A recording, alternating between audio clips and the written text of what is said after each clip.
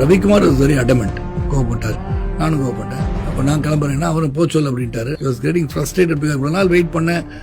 It is after my சர்ஜரிக்கு அப்புறம் நான் அடிபட்டு ஒரு 6 மாதம் ஹாஸ்பிட்டலில் இருந்தேன். அதுக்கப்புறம் வந்த பிறகு ஒரு 9 மந்த்ஸுக்கு அப்புறம் தான் ஒர்க்கே பண்ணேன். அப்போ தான் வந்து பாலைவன பறவைகள் படம் பண்ணிட்டு இருந்தேன், ஆனந்தராஜ் நானும். அந்த சமயத்தில் தான் இவர் வந்து ஃபர்ஸ்ட் படம் புரியாத புதிர் வந்து முடிக்கணும் அவருக்கு. ஏன்னா எனக்காக கிட்ட ஆல்மோஸ்ட் இயர் வெயிட் பண்ணியிருக்காரு. ஏன்னா அந்த டைமில் தயாரிப்பாளரான மதிக்கின்ற ஆர்பி சௌத்ரியாக இருந்தாலும் ஒரு புது இயக்குனர், ஃபர்ஸ்ட் டைம் டைரக்டர். இந்த படம் தான் ஒரு முதல் படம். ஒரு எனக்காக அவர் காத்துட்டு இருக்கிறதுன்றது எப்படி ஒத்துக்கிட்டான்னு எனக்கு தெரியல. Ravikumar is very adamant. இவர் தான் நடிப்பார்னு சொல்லிட்டார். ஏன்னா விழுந்து பேசக்கூட இல்லை இந்த படத்தில். என்னுடைய டப்பிங் குரலும் கிடையாது. அப்படி இருக்கும்போது என்னை இந்த படத்தில் பயன்படுத்தணுன்றது அவருடைய எண்ணம் தானே. ஸோ சரத்துக்கு ஒரு வந்து நீங்கள் தான் நடிக்கிறீங்கன்னு சொன்னதை நடிக்க வைக்கணும்னு நடிக்க வச்சிட்டாரு. ஸோ அப்போலேருந்து என்னுடைய பந்தம் இருக்குது. ஆனால் இந்த படம் முடியாத சூழலில் 9 மாதத்துக்கு அப்புறம் திரும்பி வரும்போது பாலைவன பறவைகளும் நான் முடிக்க வேண்டியிருந்தது. ஒரு நாள் அன்றைக்கி 6 மணிக்கு முடிய வேண்டிய ஷூட்டிங் வந்து 2 மணிக்கு மேலே ஆயிடுச்சு. இவர் நான் 6 மணிக்கு ஈவினிங் வரேன்னு சொன்னவன் நான் 3 மணிக்கு வந்தேன் காலையில். அப்போ அவர் கோவம் வரதானே செய்யும். So it was natural. It was getting frustrated because இவ்வளோ நாள் வெயிட் பண்ணேன்.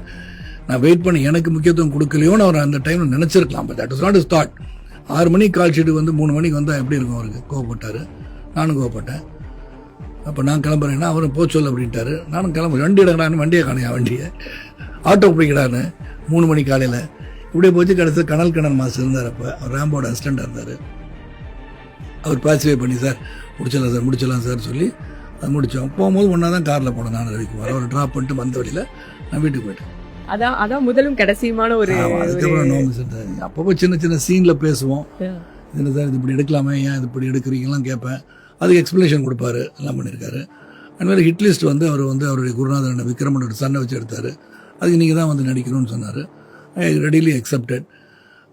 அதனால் வண்டர்ஃபுல் ஹியூமன் பீயிங் நான் சொல்லணும்.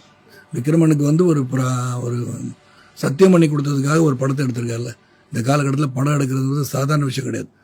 அது ஸ்பெண்ட் குவைட் அ லாட். அதாவது ஏதோ படம் எடுக்கிறேன்னு சொல்லிட்டு 1 கோடி ரூபாயில் படம் எடுத்து கொடுக்கல. அவர் is also spend quite a lot of money. அவர் வந்து எப்படி இந்த படத்தை வந்து ரிலீஸ் பண்ணுறது என்ன மாதிரி கஷ்டப்பட்டுருப்பான்னு நான் நினச்சி பார்க்குறேன்.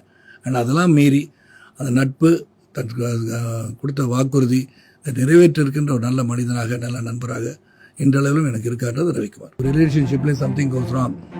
டஸ் anyone know what really went wrong? Do we publicise what went wrong? So it's not necessary. It is only our own personal lives. Our own personal life is only for us. It's not for you to give any comment on that. உன் வாழ்க்கையில் பார்த்துக்கோ. அதை மறைந்திருந்து தாக்குபவர்களுக்கு வந்து என்ன சொல்ல, கோழை தான் அவன். வாழ்க்கையில் என்ன நடக்குது அனுபவம் நமக்கு இருக்குமா? என்னுடைய அனுபவம் அவனுக்கு இருக்குமா? ஒவ்வொரு talking about as to they have. அவங்கள முதல்ல வந்து கண்ணாடி மாளிகையிலிருந்து கல்லறியக்கூடாது. நீங்கள் என்னன்னு முதல்ல உங்களை பரிசோதனை பண்ணிக்கோங்க.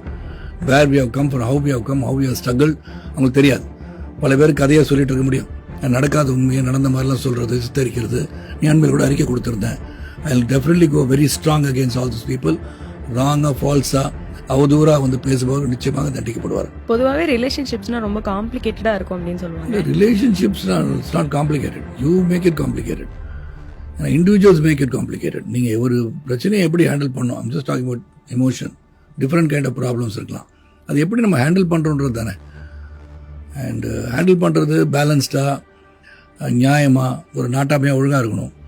It should not hurt the other person. ஏன்னா என்னை பொறுத்த வரைக்கும் தட் இஸ் வெரி வெரி பேலன்ஸ்டாக இருக்கிறது ஒரு மனிதனுக்கு நல்லது. எல்லா விஷயத்தையும் பேலன்ஸ்டாக இருக்கணும். ஒருத்தர் தூக்கி வச்சு பேசுறது, இறக்கி பேசுறது, ஒருத்தரை வந்து ரொம்ப லவ் பண்ணுறது, ஒருத்தர் லவ் பண்ணாமல் இருக்கிறது. இவர் வந்து இப்படி இருக்காரு அதனால் இவரை வந்து ரொம்ப பேசக்கூடாது. அந்த மாதிரி என்கிட்ட எந்த ஒரு ரெஸ்ட்ரிக்ஷன்ஸும் கிடையாது.